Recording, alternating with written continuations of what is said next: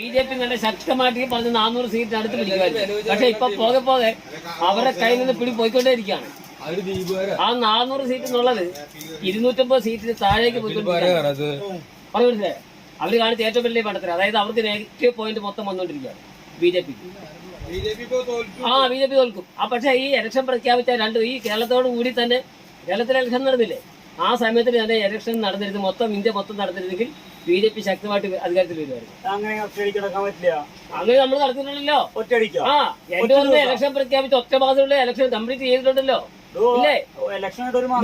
രാജീവ് ഗാന്ധി മരിച്ച സമയമൊക്കെ അറിയാം, ഇന്ദിരാഗാന്ധി മരിച്ച സമയം അറിയാം. അല്ലാത്ത സമയത്തിനൊക്കെ കഴിഞ്ഞ പ്രാവശ്യം 3 മാസം എടുത്തിട്ടില്ല. 3 മാസം എടുത്തില്ല. ജനസംഖ്യയുടെ അല്ല, തർക്കിക്കണ്ട.